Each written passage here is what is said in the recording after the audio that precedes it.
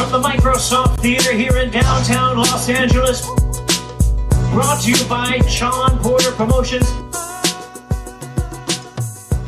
Sir, King Carson, I got my 90s, my 80s, 90s swag on quite today. the ensemble you got here. You got the little Caddyshack hat on. Did the best I could. I tried to put this together. You know, y'all used to. Why did y'all do that? Y'all wore vests with just for no damn reason. We were fat, man. So we put that. No, I was the vest fanatic, man, and so I mean, like the R&B in general, like y'all in general just pulled out a vest and threw it on top of a t-shirt. It's probably best not to have to wear like a jacket over the t-shirt. It's comfortable because I know we used to sweat. Yeah. Just standing there, we sweated. So we was less material to throw to a lady in the crowd. I mean, easier to take off. And you can do whatever. You can leave the vest on. You can't leave a suit jacket on to do that. Oh yeah, you can take the vest off. I'm talking about after the show too. You keep the vest on. Yeah. You got a jacket on. You can't really do that. Yeah, a little Chippendales action. Everybody, this is the Porterway Podcast. This is another Motivational Monday episode.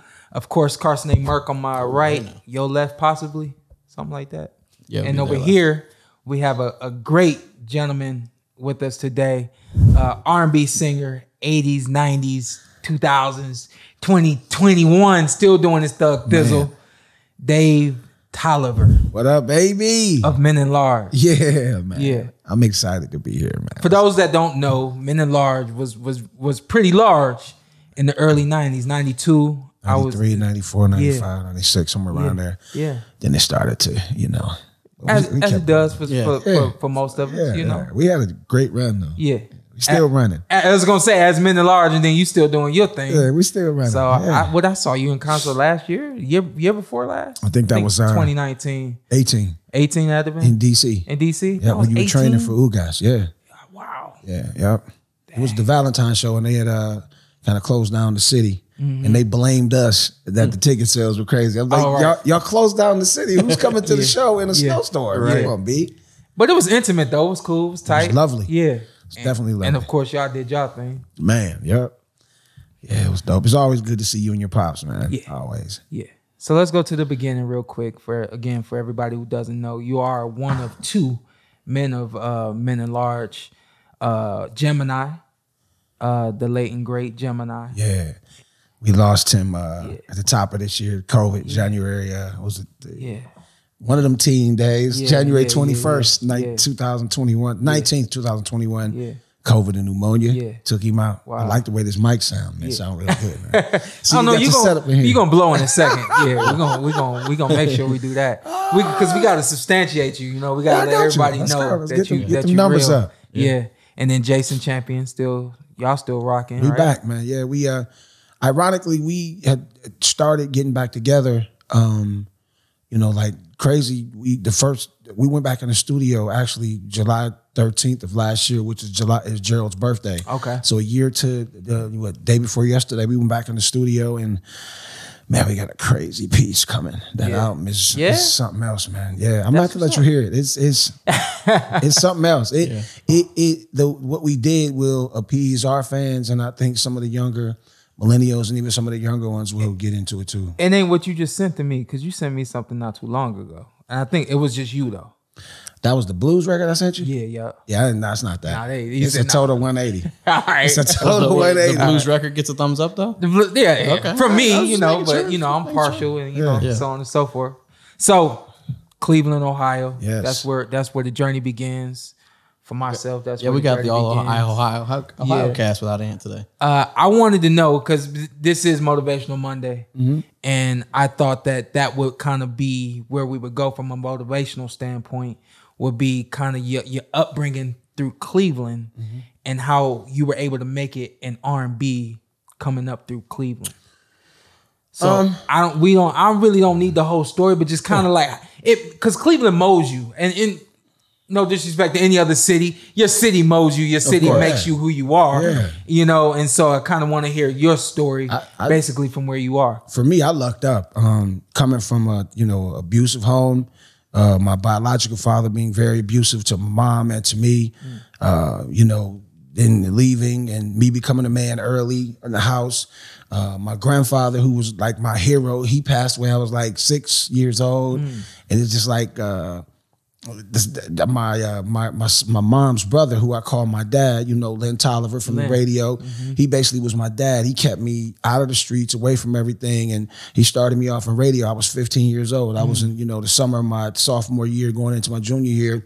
I'm on the radio every day, Monday through Friday, 1 to 6 in the morning, doing Rapper's Delight with MC Chill, and then Fat Friday on Fridays with Brenagh. And in between all that, you know, I already knew Gerald Levert because my mom, before she passed away, she had worked for the government for 19 years, but she also worked for a record store called Fillmore East, where, you know, back in the day, all the artists had to go to the record stores, you had to go to radio. We couldn't just push a button and everything was facilitated. And everybody was anybody from Luther Vandross to Whitney Houston to anybody you had to come to the store. The radio. And so Gerald lived down the street in Shaker Heights. And so he would come in the store and him and my mom were friends. And man, from me being in the radio, then Jason and myself as kids, little kids singing and stuff, because he grew up in a single mother home as well with the grandmother like I did too.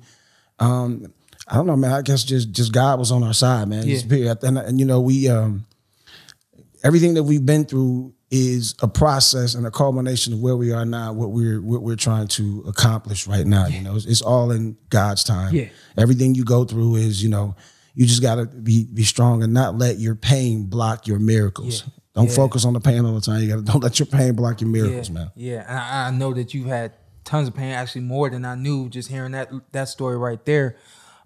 Did you start singing at 15? No, I started singing in the church choir about 4 or 5 years old, man. Okay. You know, it was. Man, but you self-taught, right? Am I getting this story wrong? No, I'm self-taught. Because you know, we know each other. So my dad was like, I went back and started watching your YouTube stuff, and from way back in the day. I'm talking about when you on Showtime at the Apollo in the vest. In the vest. And the colorful shirts and stuff, yeah. I hit my dad up randomly. I said, hey, I've been watching Dave. He said, yeah. I said, I can see like where his voice just kind of changed through the years. And he said, no, he's self-taught. He basically just grew his own voice, and he didn't have any singing lessons to get where you got. It was very rough for me, you know, starting off with Gerald Levert. Gerald Levert is a very domineering presence in the studio. It was very brutal. Like if time is money, it's time you to understand that. You sit in the studio with Gerald, he like, what the F you doing, B? Get the F out of there. And I'm like, And so, you know, we started performing, and, you know, when I'm outside of the studio and we out hanging around, me and Jason going back and forth, we killing it.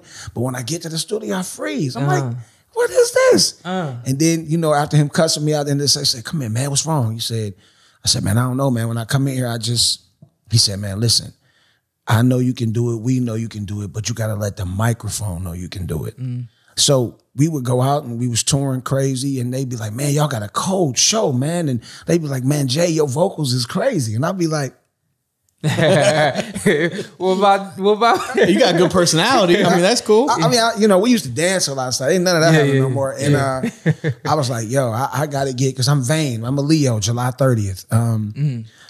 You know, they say we're vain, but I love myself and I wanted my props. I want my props. Like if I won championship belts, I want my respect. Right. Like baby said, put some respect on my name. Right. And so I just started studying people that were great. Mainly got like James Moore, John P. Key.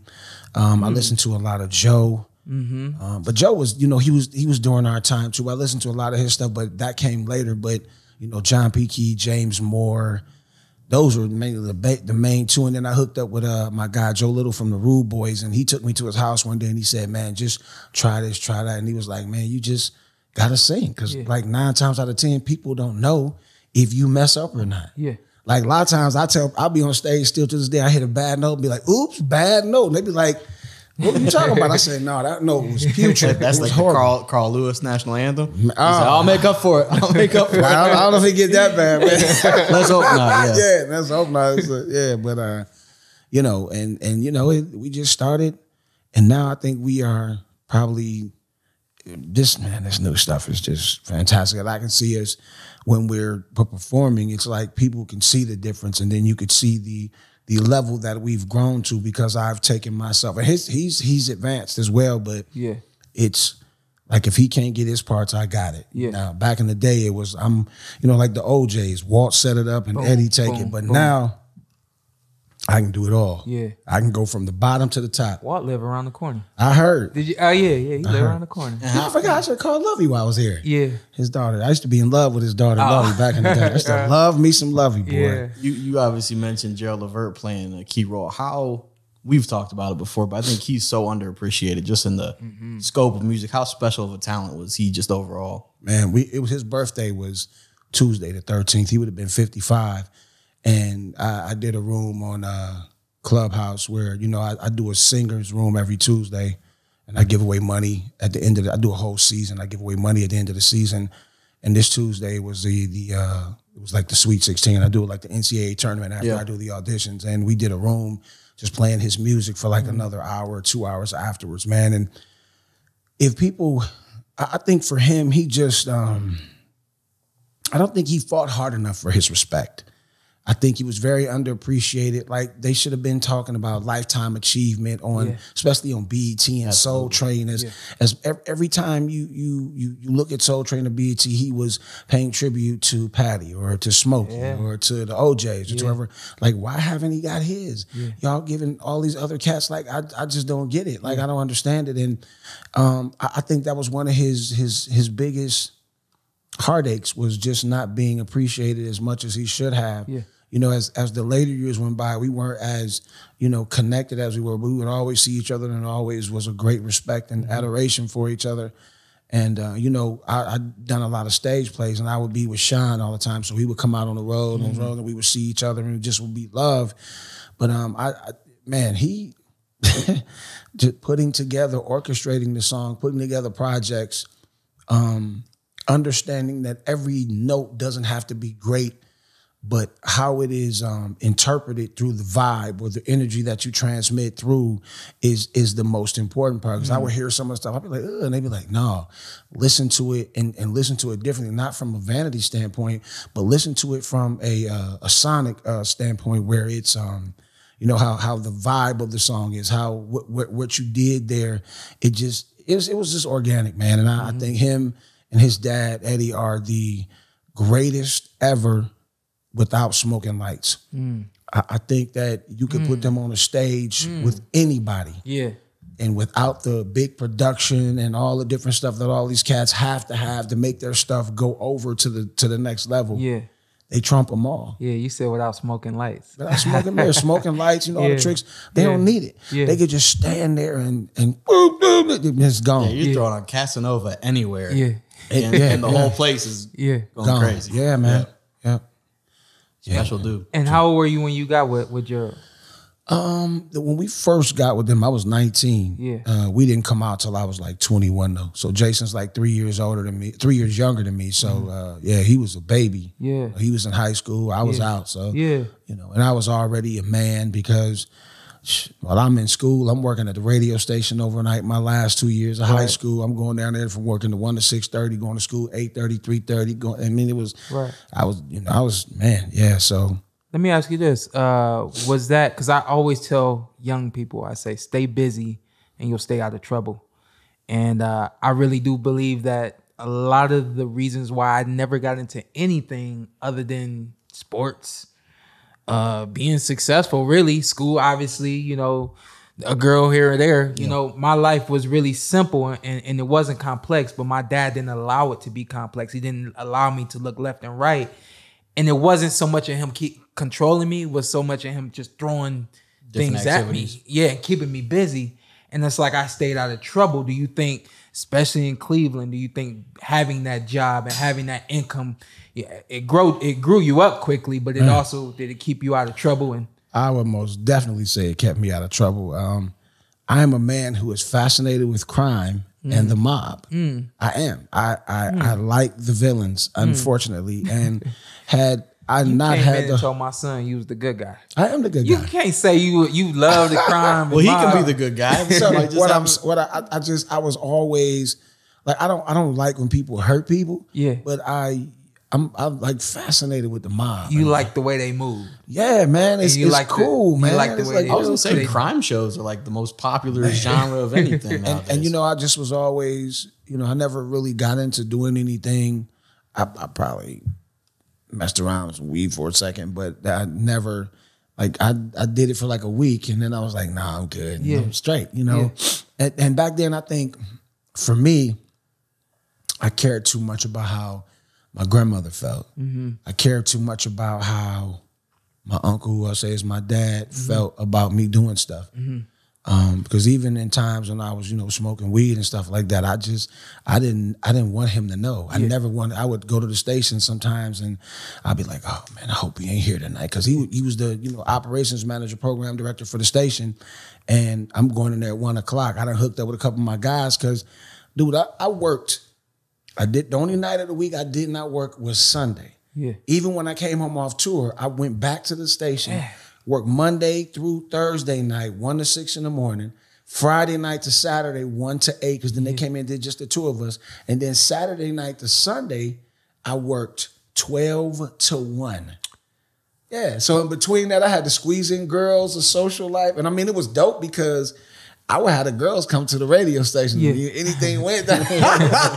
And they wanted to be down there and hang out. So, you know, we got it in. And But even while touring, you still kept up that grind. I kept going, man. I like money. I just, you know, I liked, and you know, and the crazy thing about that for me, I don't want to say it's the gift and the curse, but it's the gift and the, put it this way, Struggle? not the struggle, but I say a curse because, you know, it made me too available. When you're a celebrity, you have to create this mystique about yourself, and that keeps everybody guessing. But for me, you know, I did this. I could have did the radio, but I also, like, I was one of the first people in the country to do live broadcasts from clubs. So Friday night I'm at the Cotton Club, and Saturday night I'm at Vale's. I'm on the charts. I'm on the video. I just saw you. Da, da, da, da. But now I'm standing in the club with everybody just hanging out. So I'm normal. Yeah. So now when people call me, they say, hey, man, what's up? I'm like, I'm chilling. They say, when you coming home? I be like, I don't know why. Yeah. Oh man, I was just calling to see if we could put something together. Yeah. I'm like, dude, listen, you know I sold a couple million records and I had some top records, and I'm the same. I may not, you know, my body work, but I said, you know, treat me the same way. Yeah. And everybody, you know, everybody think I'm their buddy. I'm super- not. super accessible. I'm not your buddy. Yeah. That's my job. It's like I can't, like, you know, no disrespect anybody where you work at, but if you work at Subway, I can't come in there and say, hey man, I got, you know, my wife outside, you know, my niece, my nephew, he a big boy like me too, so you know he gonna want a 12-inch. And my daughter, she not big, but she an athlete. She want a 12-inch too. Can you hook us up, man? I was in town and I just wanted to see if you could hook us up. You know what I mean? No, you can't. No, man, respect me. Wow. Respect on the name, baby. That's a lesson to learn right there. I had to learn that the hard way. I think kind of like you, where I've always been too accessible.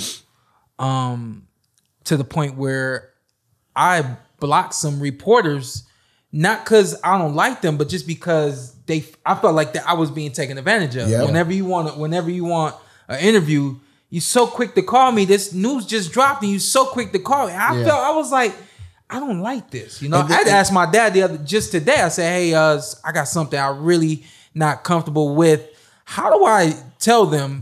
Can you off the show? I said, can you handle? Can you handle that for me? Yeah. Because everybody just too accessible, you know. And I think that once you create that kind of pattern, people they get used to that pattern. That's the pattern they expect the next 15, 20, 30 years. It's a balance because you want to be accessible because like you want to have that have the relationship. opportunity for financial opportunities, just relationships, and that's how I looked at it. Like I was for years.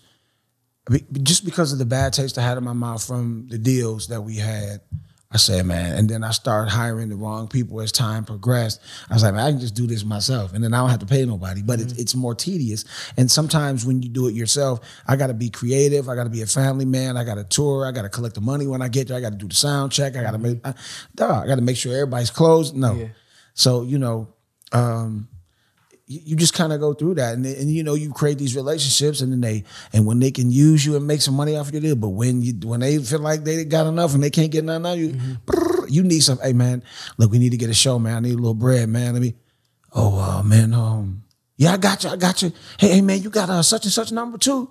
Then you get them that number and you see they doing this on there. You know, I'm like, man, wait a second, dogs. threw the lob on accident. Come on, B. Yeah, you know, so it's a crazy game, man, and I understand it because the ultimate goal in this whole thing is to make money, and especially in entertainment, whether it's sports, whether it's TV, movies, music, you can't wear your heart on your sleeve or you will sink. Your heart will get broken. Yeah. Broken. That's why I tell my kids, I say, do you really think like I said, if you want to be in music, you can. I don't really care. But my daughter can sing me under the table. And I say, but you have to, I feel like, you know, God gave you that gift. Sometimes your gift is not for you, but it's for other people, for healing and just for inspiration. Yeah. And I say, you need to do something with it. Yeah. You know what I mean? So, wow. Yeah. Yeah. Talk to the people about the grind of basically making music and you know, getting there. You know, everybody thinks that they see us on TV. I speak to the us because I'm basically in the same boat where I took the long road to get to where I am now. But people think that when they turn on the TV and they see you on TV that you've made it. Yeah. You know, can you speak to the grind a little bit? Well, I think and speak to your experience in the grind. I always like to make it clear that I'm a professional, but I'm not an expert. Okay, I'm telling you this is my experience, and I don't want you to think that your experience is going to be the exact same, based on what I went through. But you know, I think that you can give people some insight based on what you've been through. I mean, I think in this industry, the grind. I think now the unfortunate part about the grind is that they only see the success. They don't see the all the trials and tribulations and the heartaches and the ups and the downs and the sleeping in the cars or whatever it is that everybody goes through, that they have to go through to get to that certain point. And you know, that I think that's a problem. You know, you never hear about, like with Tyler Perry, you're hearing about him sleeping in his car and stuff until he was like a billionaire or had these 2 studios and stuff. And I think it's important, but they've taken away. They feel like nobody wants to hear that. Nobody wants to hear that. You just we got to sell this. We got to sell this. We got to sell that. My struggle, I didn't get the struggles honestly till afterwards. I was lucky. I was blessed. Jason was lucky. He was blessed to have that circle of people around. Maybe not a dominant father figure, but somebody that was there to kind of guide you and whoop your tail when you got out of line. You know, I have my theories of why we got our record deal. Yeah. And I mean, I can talk about that too. I think my dad, my uncle, he was the probably most powerful programmer in the nation from like 83 to 2000. And the number one the records on the chart went through Cleveland. So in order to go through Cleveland, to get to number 1, you had to go through him. So thus and therefore, hey, you know, Lynn got a son, a nephew, like son, that da-da-da-da-da-da. Why don't we da-da-da-da-da-da and da-da-da-da. And you know, once we got in there, I don't think they didn't know what to do with us. They said, we doing this, we appease users, do what we need to do. And they didn't think it was gonna catch on like it caught on. We were 2 big dudes. Yeah. You know, we both were handsome though. Yeah. But they didn't think 2 fat dudes was gonna catch on like it did. They didn't think that. Yeah. Man, are you kidding? If I can tell you stories, roll stories. 90s was an opportune time for y'all though, man. Heavy D? Yeah, like being the big man was like. And I'm saying he started with the rap, but 2 singing dudes coming out there looking nice, smelling good, because the persona of a big dude is not anything pleasant most of the time. You know, he stink, he eat too much, he don't dress nice, you know, that. But man, we changed that whole thing. You know, Half started it off and then he handed it off and then we ran for the touchdown. And y'all was dancing too, right? Man, we danced a lot in the beginning. And Eddie was like, man, you guys are too effing fat, man. You don't need to do it, man. Do a couple steps here, but they need to hear you sing. You're too effing fat, man. He said it just like that. You know, we had a lot of different, you know, there are probably opportunities, you know, once we got in there that people didn't want to give us because we were heavy. It would probably show that they didn't put us on because they didn't think people wanted to see us because we were heavy. Yeah. All you had to do is ask their girlfriend. Yeah. Ask their wives. Man, listen, I'm telling you, if I could tell you those stories on here, listen. Y'all gotta check out Men in Large on YouTube. Just type it in Men at Large, and you'll find some of the old school, just rocking and grooving and doing your thing. And like you said, looking good. I don't know what y'all smelling like, but y'all was looking good. Yeah, but you know, and now the difference today is it's not even about talent. And that's the unfortunate part of this game, especially music. It's about your numbers. Yeah. Your movement, your followers, you know, your platform. And if you have that platform, like luckily we made a statement. Because otherwise we wouldn't really do anything. And like, you know, I guess I have to kind of thank the pandemic, so to speak, because now the phone's just ringing off the hook. But new cats, you got to get out there. You got to understand the business, number one. Know that is very ungrateful, unloyal. It'll use you up until there's nothing else left in the lemon to squeeze into the tea. Yeah, that's a fact. And you just... you know, don't. I mean, I'll be honest, man. Don't depend on this thing to be your number one thing. Like my son just graduated with an engineering degree, and I'm like, man, you need to get your ass up and do that. You know, but you know, you 23, you got a certain amount of time where, yeah. But the struggle is real. You know, people. There is a story behind the success of how these guys got here, whether it's sports, whether it's TV, music, radio, whatever it is. And I implore you to find that before you go down the road. Study people that are great, that you want to be like in whatever field that you're in. Study greatness and you become great. Just study them and see, but dig deep and find out who they are, what they've been through, what they've done, how they got to the top, man. And I guarantee you, we all have similar stories. It's just that the plots were a little different, you know, and sometimes they end the same, you know, and then, you know, some people think murder's a paper cut and some people think paper cuts are murder. It's just how you visualize it, how you see it. So who are some of those guys? Obviously Levert, the OJs, Ohio stuff. Oh man, who are some of those other guys that maybe you look to growing up? Man, Skip Martin from the Daz Band. Ooh. Oh my God! And I got we've rock Let It Whip a couple times. But it's see what I'm saying is that it's more to it than that. I'm sure there is. He got so many like love ballads and you know, oh man, you put that on back in the day. Yeah. Like now, I don't know how. Like now, the unfortunate thing, it's so easy for these cats. Like I said, man, you walk around, you smelling like smoke, your hair all over the place. Back in the day, you had to have creases in your pants, shoes had to be clean, your hair had to be wavy, you had to smell Lagerfeld, you had to have the Lagerfeld, you know what I mean? You had to be, you know, dapper and you know, about something. And now it just seems like they just, you know, here you go. Oh, you inbox me, you DM me. Okay, here you go. I'm on POF. No, I'm just it's easy for them, man. Every day now, man. I'm gonna ask you this because I've been asked this myself. I'm not exactly. I can't. When I turned pro, the social media era basically had just begun. Has basically just began.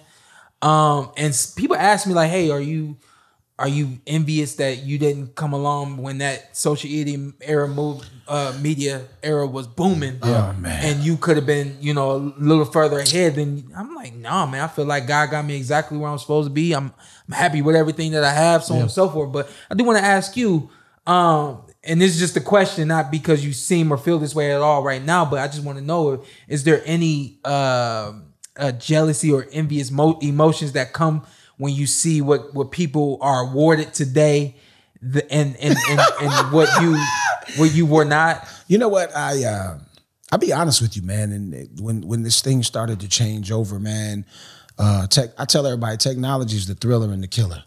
Technology is the thriller because it allows anybody to be, do, or say whatever they want without scrutiny. Whatever you can be, whatever you want. You know, and even if you can't do it, you still can do it with technology. But on the flip side, the killer is that it's taking away all the passion. Yeah, it takes away all the passion. Yeah, we used to have to get up and change the channel. I mean, everything you had to get up and go do it. 4:30, you up, get the flight at 6 o'clock, get to a city, check in. You can't check in. Okay, put your luggage up. Go to the radio station. Go meet with this person. Go to that radio station. You go to the wrong radio station, you're in trouble. They ain't gonna play your record. You gotta go to this record store. You gotta go here first. And you know, I at first I was very bitter, man. I ain't gonna even lie to you, because somebody called me. What, you know, for a while I survived off doing hooks on people. Stuff. I get 10 grand here, 5 grand here. Yeah. So one day I told the guy, I said, "Oh, that's what I said, man. Just tell him I'll do it for like 25. You know, whatever. I'm grinding. I'm being the set. I do it for 2,500. Little hooks, some little ad libs." They was like, "Oh nah," he said he gonna pay his man around the corner $50, throw the auto tune on it, and he gonna roll with it. I said, "Go with that." Right. I am auto-tune. So, but I learned that, the technology is, if not abused, it is a good thing because we've used it with our stuff, but we don't use it to guide what we lay down. We use it to make it sound, the velocity sound, compatible, the way it competes with the sound of everything else. Because if you cut it the same way, when people hear it, I think somebody figured out a while ago scientifically that the way things vibrate, it's going to control people. That's why people are locked into garbage so much. You know what I mean? The way it vibrates in your ear is going to control it. And the next time he releases it, you're just going to like it and like, without even hearing it, you just going to like it and like it and like it and like it and like it, just the way that it knocks or vibrates in your ear. So, killer thriller. But I was bitter for a minute, but I've learned to embrace it. And I just try to, like I said, I'm on the Clubhouse app and I've talked to a lot of young cats and they respect the stuff that I say. And, I just say, I give them my honest opinion about certain things, but I say in this culture right now, it would be something that would be good. But I would say, don't be afraid to try this, that, because I think, when you record or do something, you should be able to do it live without having to, play your lead vocals over this stuff. Like, I think that's whack. I do. And there's a lot of superstars that do that. Yeah. So if I tell them that, they're going to look at me like it don't really make a difference. Yeah. So I'm all about no, go ahead. I was going to say, are there any young artists, or not even young, but just current artists that really catch your ear as you listen? So every day I take my daughter to school. Yeah. And she's very moody. So I let her have the aux. And so I love Ariana Grande. I love Lil Baby. I like Dirk, Durkio, they call him. Drake, Polo G. I like a lot of those guys. But I really love Lil Baby. I ain't gonna even lie to you. I like Lil Baby a lot. J. Cole. But I like Ariana Grande. I like Giveon, the new guy. He sounds like Bing Crosby. It's honestly, man, it's a lot of good stuff. You just have to honestly be open to it. And I'm saying if we're open to them, then they become open to us. Yeah. And it has to be a fair trade going forward if we're gonna make ground to, stay connected as we go forward, man, because a lot of our young people are lost. I think this industry has we probably have more African American billionaires than we've ever had in the history of life. And that's because they've allowed you to have it. So we need to teach them how to take care of it, to pluralize it, to keep manifesting and to pass it down, share the wealth. Go back if you see some of the cats where you stole something from. Man, if they ain't working, like, bring them up. Yeah. Then, we all need to work back together because, it can honestly, look at what COVID did. They took us away from everything. And to me, that was just I'm not saying there's nothing out there because I had very close people pass, but it was, I think the biggest thing they want you to do is panic. Yeah. We talked about that the other day. Yeah. They want you to panic and be, because when you like that, you can't control nothing in your body anyway. What did we say the other day? Because that was when I was like, all right, I got to, pull the trigger, tell him to come on your show. What did we say the other day? We said, we were talking about. You asked me, was I vaccinated? Yeah, I asked you, were you vaccinated? And I said, yeah. And I said, I haven't got the flu since 1990. I said, I don't ever get sick. Right. And I remind myself of that all the time. Right. I said, but I think that, this biggest thing is about panic. Yeah. And not being in control of your emotions and worrying. I said, anytime you worry and panic, you're going to get sick anyway. Yeah. That once if your brain ain't shooting out the right things, that's what we said, you're going to break down. You be like, oh, God, how did that happen? I was all right yesterday, but you done fell into this panic, this worry, and it'll kill you. Yeah. It will kill you. Yeah. Panicking and worrying will take you out of here, man. My dad been telling me for years, your mind controls everything. And he said it so much when I was younger that it went right in one ear and out the other. I was like, yeah, right, what are you talking about? I don't want to hear that. And he was saying it all the time. That's how my kids So the more he said it, the more I was like, yeah, right, I don't want to hear that. But as I got a little more mature, got older, and I started realizing like I was manifesting things through my thoughts, through my emotions, and I was controlling things and so on and so forth. A lot of people see that I've grown a lot in the ring. I grew here. I didn't physically, nothing really changed for me. I didn't get any faster. I didn't get any new moves. More power. Whatever. I didn't get any new moves. It was just I matured mentally, and so I was able to handle things and maximize your physical ability. Exactly, and maximize my physical ability. It's like MJ and Jordan in their later years, the same. But it blew my mind hearing you say that you are an R&B singer. You are a singer in general. I'm not gonna put you in the box of being an R&B singer, but when I heard you say your mind, man, people don't know your mind control everything, and when you panic, everything goes out the door. And when you said that, I was like, well, if he knows that, he should probably come on the Porterweight podcast, because that's basically what this motivational. Yeah, that's what this Porterweight podcast revolves around. It revolves around now this Motivational Monday episode. Really, I want to tap into the mental aspect or the emotional aspect of what's going on more than anything, more than accolades, more than what's next, and things like that. So when normally I would have a little pad, but I'm trying to keep it thriller and killer. You know what I mean? Like, that's something for the people right there. Understand that this social media, that this news, that anything that you can bring to your life can either be a thriller for you or it can be a killer for you. It's up to you to maximize whatever's going on and make the best of it, but mentally control everything that's going on. You know what I'm saying? So I tell people life is choices. You get the choices like, let's make a deal. Yeah. You get to pick what doors you want to go through, but you have to be prepared to deal with the glory or the fallout of everything you are into. I'm grinning because my dad's he's starting to hit me with a new one. The new one is you got a choice, but you don't get to choose the consequence. Yeah. That's the same thing he just said. Hey man, we from the same school. Yeah. You might have had it a little rougher than me, but it's because we grew up, because they our parents, our moms, our grandmothers and great grandmothers, they threw us that all the time. That's all they were sitting down throwing.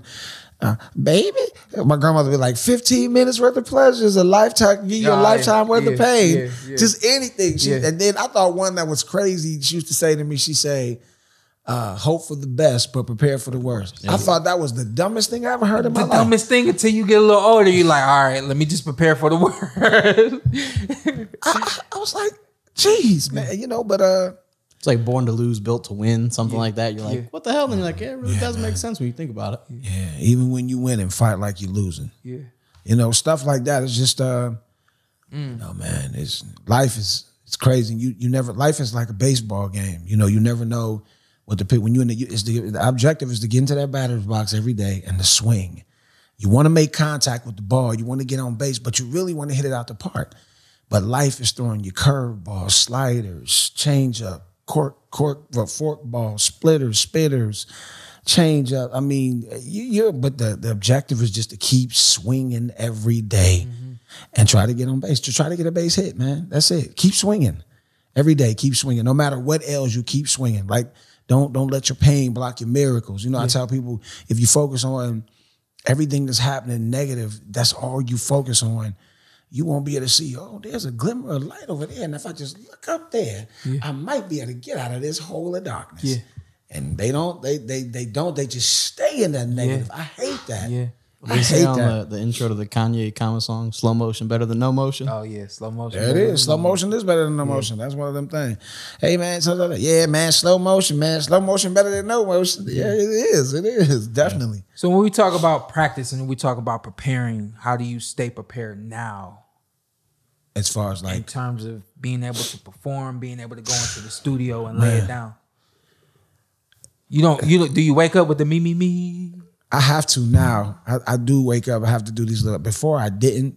I don't know what happened, but I got one of them little white things on my throat, a little cyst. Okay. And they, I'm still good, but they was like, you have to. You got to start warming up.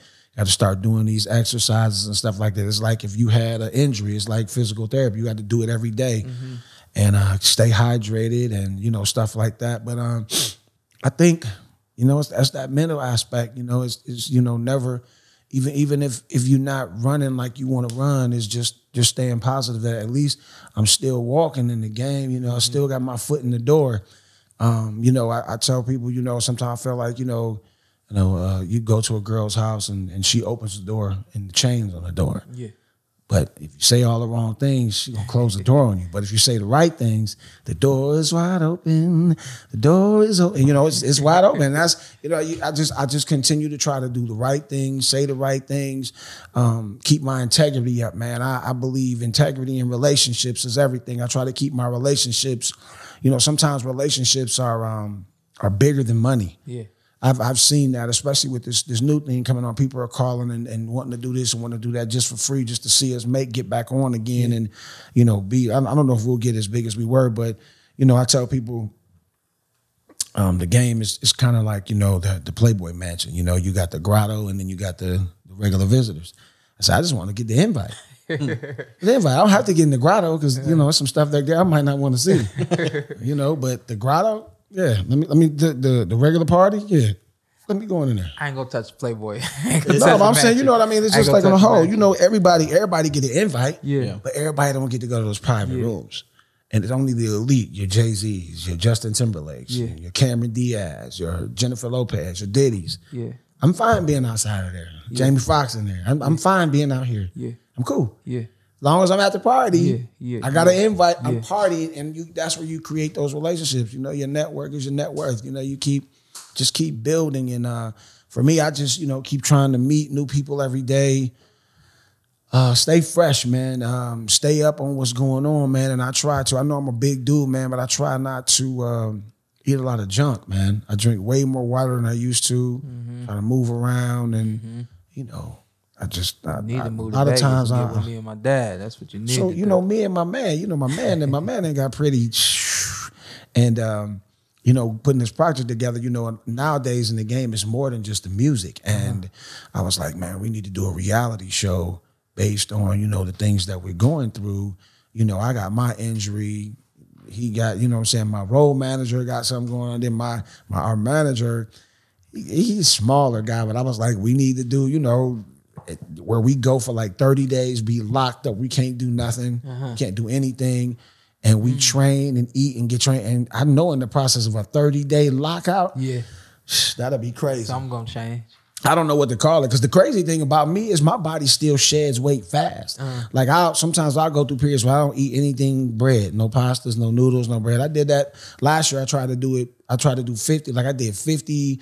You did one of them. Did 50 facts in 50 days for my 50th birthday last year. Yeah. And I tried to lose 50, but I had lost 30 because I did the keto. That's up. And I didn't even do it full all the way in because I love granola bars, the chewy joints. It's the sugar. I'm learning about keto now. I'm tired of keto. It's dope, man.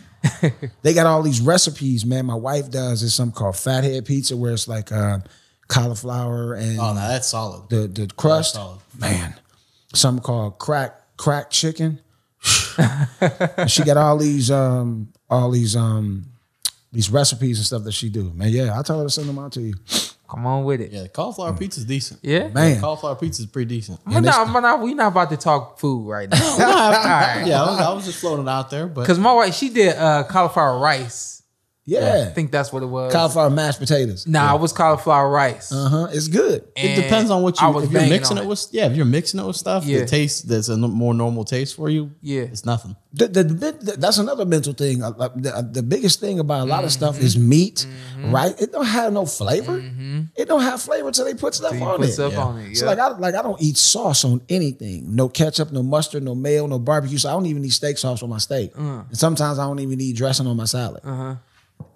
You don't need it. No, that was a step too far. I was with you until you got to the salad. I'm not even. Hey, but that honestly, I think that has kept me. I don't have high blood. I don't have diabetes. I said I'm shocked. Like there's like you're not even in the danger zone for nothing. I'm like, I'm cool with dry salad. In a performance on a performance day or night, is there something specific you're eating or staying away from? I try to stay away from anything that's going to dry me out. So I try to stay away from the caffeines, especially now.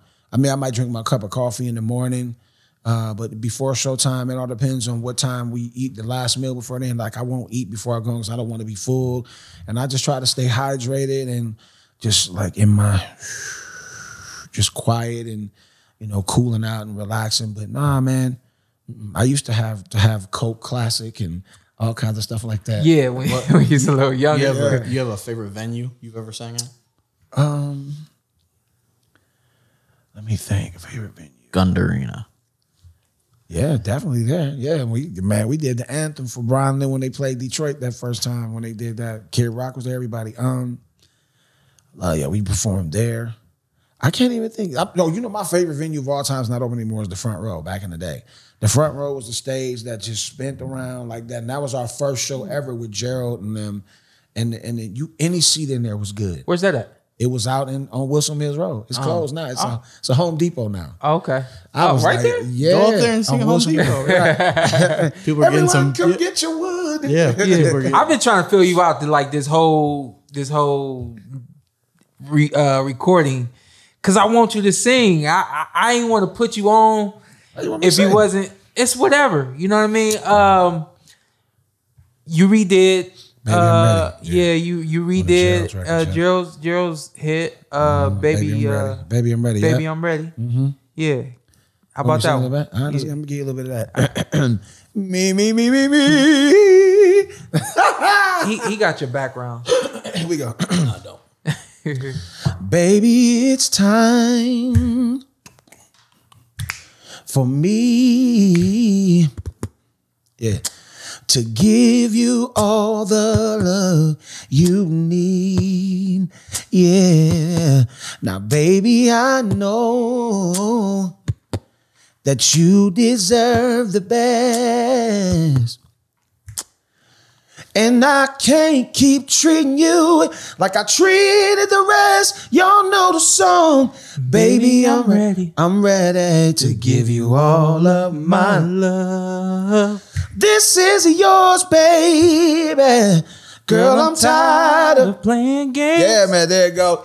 So many loves I can't even name. Baby, I'm ready. Baby, I'm ready. To give you all of my love. Oh, yeah. Baby, not just a little bit. Just a little bit.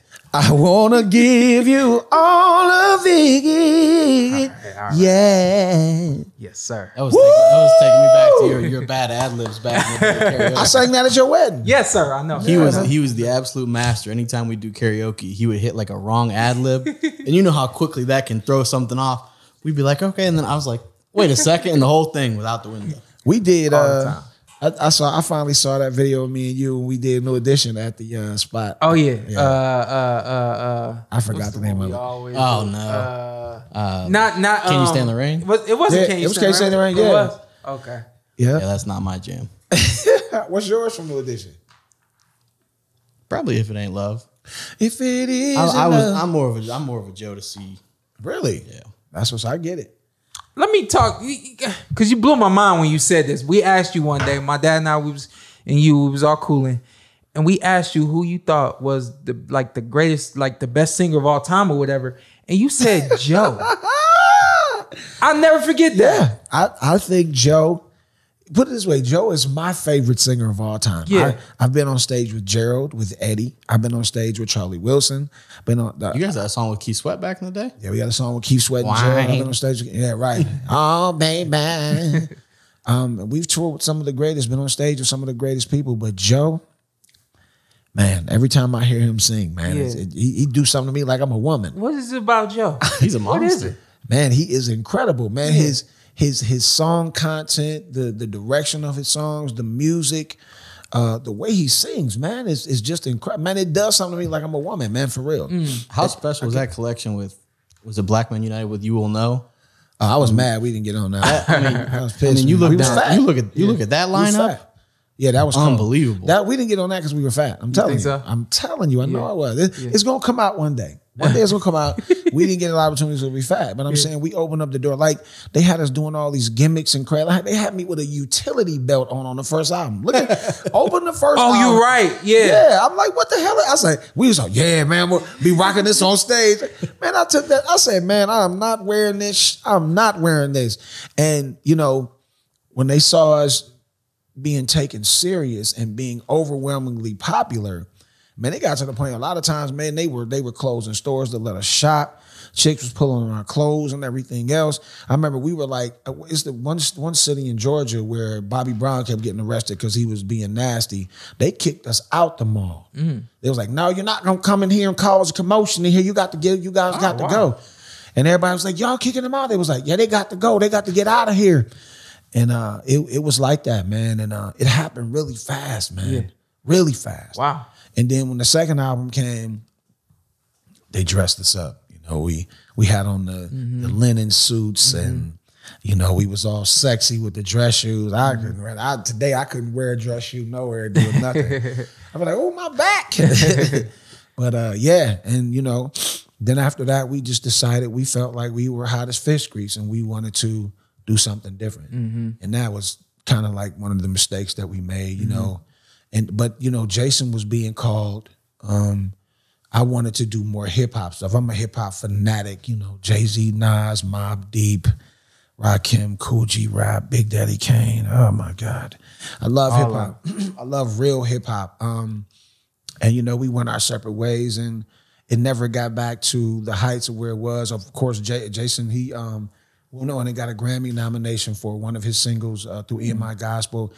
I had the record called Home that I got licensed on a couple TV shows. I made it to the first ballot, but I didn't get onto the nomination thing for the Grammys. You know, it was consideration. Yeah.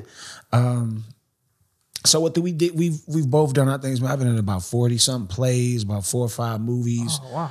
And so I moved to Georgia, and I've been there for about 17 years, and I miss home like crazy, but you know, you got to get out of there. Yeah. I love Cleveland. No, Browns, Indians, Cavs all day. Number 1 teams. After that, they not in there. Of course, you know, a lot of times not gonna be there. We just start rooting for everybody else. And I wherever LeBron goes, I go. Yeah. Who's your Mount Rushmore Cleveland musical artist of all time? Ooh. Doesn't have to just be singing. Can be rapping, because if Bone's not on there, we're gonna have an issue. Gotta have Bone. I love Bone, man. I'm actually getting ready to do a record with Crazy Bone right now. Oh, come on now. Yeah, I'm ready to do a record with Crazy Bone right now. 5 people on like one little spot. Yeah, they're all there. Yeah, all 5 of them. You gotta have Bone on there. You would have to. Well, the OJs are from Canton. So you said Ohio or Cleveland? We'll go Ohio. Go Ohio. Yeah. Except not Cincinnati, because that's like Kentucky. Ohio, that's tough once you do You gotta Ohio. have the J's up there. Yeah. Gotta do Bone Thugs.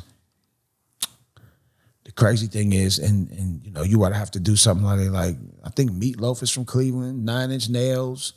It's some really big artists that come from Cleveland that you would have to. Well, I wouldn't put, you know, not 9 Inch Nails up there, but man, that's hard, man. Yeah. That's hard. People don't understand how much musical talent there is from Cleveland and from Ohio in general. But in the industry, there's so many people like from Shaker Heights, and especially in the scene in that TV. Little area, right? Yeah, behind the scenes in TV. Like they had a series on with what's the lady's name from Scandal, the black lady, Kerry Washington. Kerry Washington, called something out fires, something putting out little fires and stuff. Yeah. And I'm watching this and I'm like, why are they not licensing any of the Cleveland artists? This was our era, the 90s. There's no, you mean to tell me, not even no Levert, no OJ's records on here? And I tweeted it out and I got a good, you know, thing back, but nobody said anything. But I'm waiting on the next season because it was a great little series. But I'm like, damn, not one Cleveland artist, and y'all right in the heart of Shaker Heights. Gerald lived here, Eddie lived there. I live like 10 minutes from there. Like, you know, there's no, what is that? You know, but they don't know. Yeah. And nobody tells them. Yeah. They just about getting that done. In there somewhere? Not in the Mount Rushmore. I'd be in the Mount Rushmore. I was talking about on the show. No, I'm sorry, Ray Cash. I mean, you got Absolutely. Vaughn, you got Bone, you got Men at Large, you got Rude Boys. Did I say Avant? You got Myron, Gotta Be Destiny. I forgot about Avant. Who else? Man, so many people. And then you got the whole young guys. Cuddy, Chip the Ripper, MGK. Man. Yeah. What do you think about him? He's kind of got a few like lanes. Him, man. My daughter is in love with that dude. And I'm like, slow down. Yeah. And she said, Dad, I swear to you, if I have to go by myself, we go to Cleveland, I'm going to his coffee shop. I'm going, whether you're taking me or not, I'm going by myself. I said, I'll take you. Yeah. Just chill. I'll take you. Yeah. You know, and I've reached out to try to get, because my son really likes him too, to try to, you know, get to me. Because I know he knows who I am, because he was coming up when we was doing that. So, you know, I like MGK a lot. Yeah. Even with his rap stuff, but the rock stuff that he's doing now is really cool. Yeah. We listen to it. Like I said, we listen to it in the car. I like him. Put him on the list too. We waited too long to get into rap stuff. Oh, my bad. We say he's a big rap fan. You know that's what I was gonna ask. Who would you like to collab with? Like, if you could. Oh man. Then or now, you know. Then definitely, you know, Jay-Z or Nas, and prodigy of Mobb Deep. Like my favorite rap song of all times is Shook Ones. Yes. Oh my man, when that song goes on, I lose my mind. Halfway crooks, man. Oh my God. Like I know, I was in a room one time with DJ Scratch and a bunch of the old school New York cats. And I was like, I got plans, power movements, get on some root. And that's like, yo, you sound just like him. I was like, I told you, man, I speak the Thun language. I'm from Queensbridge, the 41st side. Thun, word to mother. Yeah. You know, they was like, what? Mother. Word to mother. It ain't mother, it's mother, brother. Yeah, word to mother, son. Word that. Man, I love that, man. That probably was the second, the one with Shook Ones on it. That album right there, I listen to that at least once or twice a month. That, Nas, Illmatic. I might just peruse through a lot of the Jay-Z stuff. I'm a Most fan. Black on Both Sides. Most definitely dope. I never really got into Most, but I like Most a lot. If he has something on, even if I don't know it, I'll listen to it because his voice, Talib, I like him. Yeah, man, I like a lot of any of them cats coming from there. I was putting him on the MF Doom. I was a big MF Doom fan. RP. I'm a big MF Doom fan now. I try to get him converted. You find people? Do people ever try to sample your music? I wish they would. I wish that. Hey, go on and sample it. Yeah, like go on and sample it. Do it now. Somebody called me the other day. Guy, his name is. He's a rapper. I don't know if you say it La Truth or L.A. Truth. He got that bounce down challenge thing that's going crazy on TikTok. He called and said he wanted to redo So Alone. And I was like, well, yeah, let's get it because he got a huge following. I need him. I need them numbers. Sometimes I just want to just keep stuff to myself. I ain't gonna even lie to you. Like I don't want to call up nobody else in the group or nothing. I just want to do it myself. Because I've been, on my own for so long. Even when I was with Gemini, I still was doing a lot of things solo because that's what ultimately I wanted to do. But I knew the bread and butter was the group. So now I don't have a choice but to just do it. No, I don't have a choice, man. Man, I miss my guy too, man. Man, he, I did a song that I haven't released that I wrote. I took that, this is my song for real, no doubt. And I said, instead of DJ playing, I said, this is my song, because he's from Chicago, Southside. I said, this is my song for real, no doubt. If Gemini Porter was here, he'd bug out. This feel like Chicago, a hard one to swallow. Pour some out the bottle, Southside Chicago. This, I just told the story of how we met. And man, Gemini, G.I., Pigglestein, my man, rest in peace. COVID sucks, dude. We got about 2 minutes left now. That's all I need. She be ready to marry me. I dig it. Listen, I dig it. Yeah. Cause you mentioned So Alone. Probably my favorite song that you've done.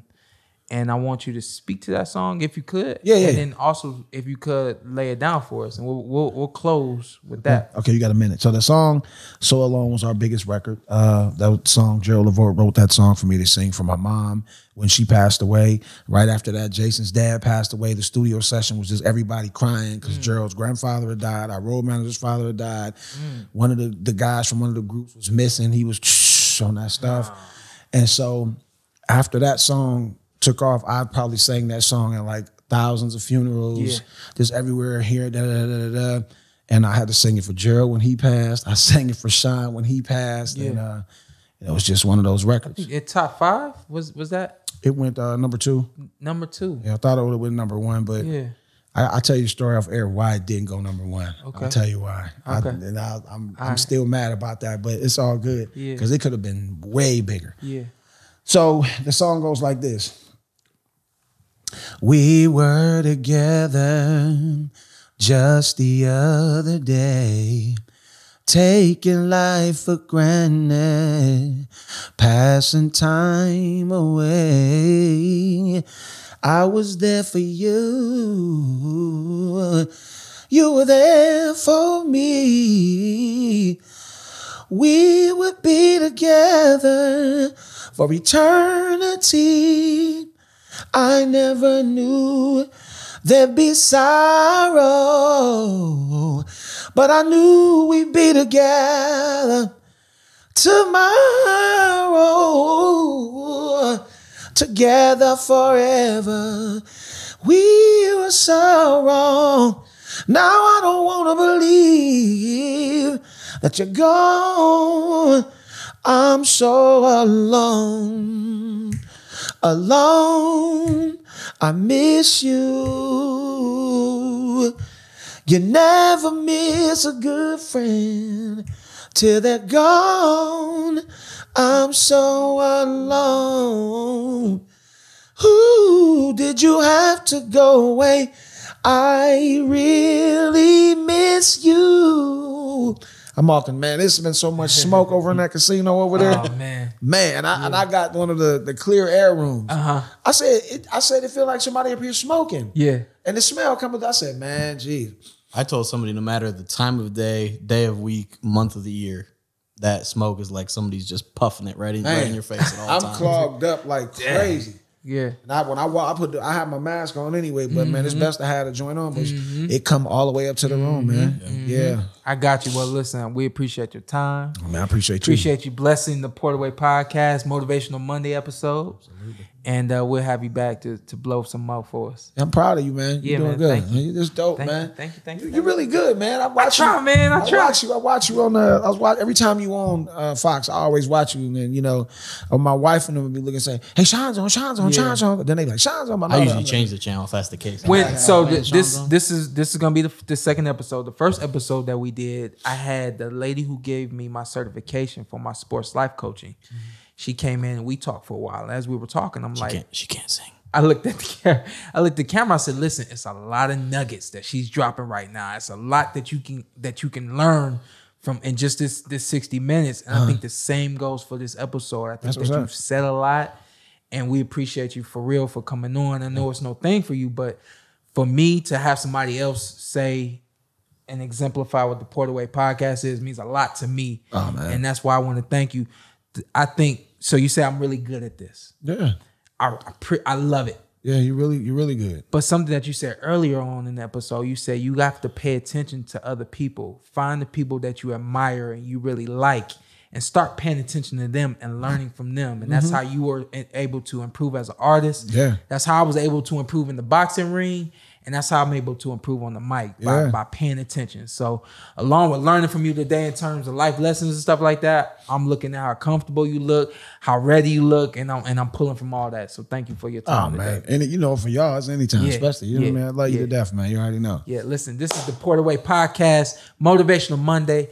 Leave a comment, tell a friend. They got a whole playlist from this thing. A little bit of a playlist. We got a whole thing. Yeah, so enjoy. Have a good one. What's up? I'm Showtime Shawn Porter. I'm Ed. Follow me on IG, Ed with 2 T's. This is the Porterway Podcast. This is Anthony Brenagh, and this is Carson Merk. Tell them what to do. Hey, like, subscribe, comment, follow us on all social media platforms. Subscribe. I'm from Louisiana. I'll talk with a B. Let's do it. Let's do it again. All right. Just introduce yourself. Okay. And then you tell them what to do. Like, comment, subscribe. Porterway Podcast. You're already here. Hey, this is our outro. We're going to do it how we want to. I'm Showtime Shawn Porter. I'm Anthony Brenagh. Carson A. Merk. Like, subscribe, comment. This is the Porterway.